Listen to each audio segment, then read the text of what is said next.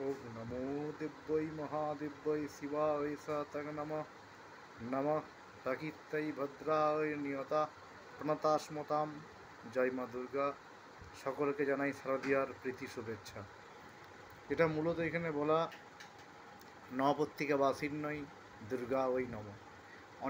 অনেকেই এই কলা গাছ অর্থাৎ রম্ভা গাছ বা কদলী গাছ যখন আমরা সপ্তমী বিহিত পূজার পূর্বে মহাস্নান সেরে এই নবপত্রিকাকে আনা হয়, অনেকেই দেখে যে কলা গাছকে নিয়ে আসা হচ্ছে। অনেকে জানে শুধু একটি কলা গাছ, আবার অনেকে জানে যে কলা গাছে কী দেওয়া আছে, কী প্রসেস। কিন্তু মূল বিষয়টা হচ্ছে যে এই কলা গাছকে অনেকেই বলে দেই যে গণেশের বউ। এই বলা মানে মহাপাপ গ্রহণ করা, কারণ গণেশের বউ মানে মা দুর্গা, স্বয়ং মা মহামায়া। সে কি গণেশের বউ হতে পারে? তো নবপত্রিকা বাসিন্নই ভগবতী দুর্গা যিনি, তিনি কি করে এখানে গণেশের বউ হবে? তো না জেনে শুনে, গণেশের বউ হচ্ছে আমাদের ঋদ্ধি সিদ্ধি এবং দুটি সন্তান শুভ এবং লাভ। তাই না জেনে অনেকেই ভুল মন্তব্য করে ফেলেন। আজকে সেটাই আমি বলতে এসেছি যে নবপত্রিকাটা কি। এই নবপত্রিকা হচ্ছে ষষ্ঠাদি কল্পারম্ভের দিনে যে অধিবাস আমন্ত্রণ থাকে সকল পুরোহিতেই, যারাই দুর্গাপুজোতে অংশগ্রহণ করে এই নবপত্রিকাকে রেডি করে। 9টা উদ্ভিদ: রম্ভা, কচ্ছি, হরিদ্রা, জয়ন্তী, বিল্ল, দারিম্ব, অশোকা, মানচৈব, ধান্যঞ্চ নবপত্রিকা। অর্থাৎ রম্ভা, কচু গাছ, হরিদ্রা, জয়ন্তী, বিল্ল, দারিম্ব, অশোক, মান, ধান্যঞ্চ, এই যে 9টা গাছ, এটাকে একসাথে কদলী গাছের সাথে অপরাজিতা লত দিয়ে এবং রক্তবর্ণ সুতা দিয়ে এবং পাট দড়ি দিয়ে বন্ধন করা হয় এবং তার উপরে মায়ের আমন্ত্রণ অধিবাস কর্মসূচিত হয়। এনাকে বলা হচ্ছে নবপত্রিকা বাসিন্নী দুর্গা।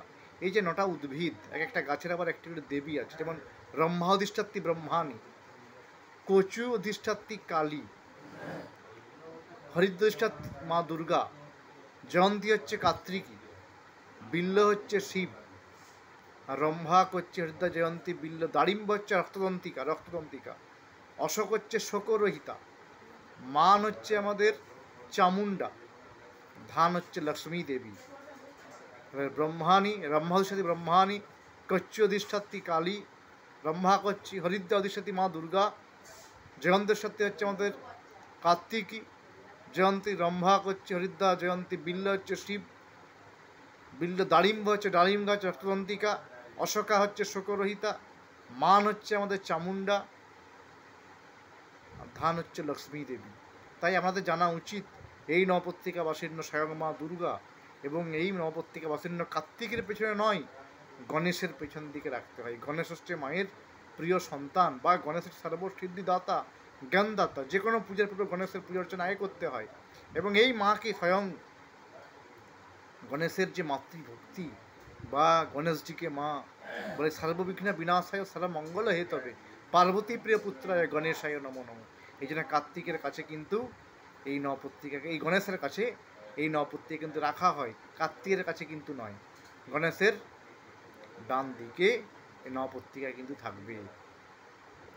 তাই আপনারা যারা ভুল করে এই নবপত্রিকাকে কলা বউ বা গণেশের বউ বলেন, এটা কিন্তু ভুল, জেনে বলা উচিত। সবাই ভালো থাকুন। আমি দুর্গাপূজা সম্পর্কে মূল বিষয় বলার চেষ্টা করব। আমার জ্ঞান অনুসারে কিছু ভুল ত্রুটি হতে পারে। তো ভালো থাকুন, মা মঙ্গল করুন, এই কামনা করি।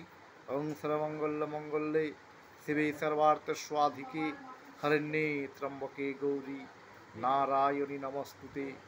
দেবী রক্ষয় কৃপা করতে সপ্তলোক আনন্দিত। প্রথম কল্পে দেবী কাত্যায়নী নন্দিনী কাত্যায়নী অষ্টাদশ ভুজা উগ্রচণ্ডারূপে মহিষমর্দন করেন।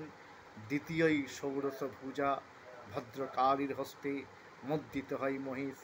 আর তৃতীয়ই বর্তমান কল্পে দশভুজা দুর্গারূপে মহাদেবীর সুসজ্জিতা মহিষমদ্রিনী অখিল মানব কণ্ঠধ্বনিত পুষ্পাঞ্জলির স্তোত্র বন্দনা। জয় মা, জয় মা, জয়।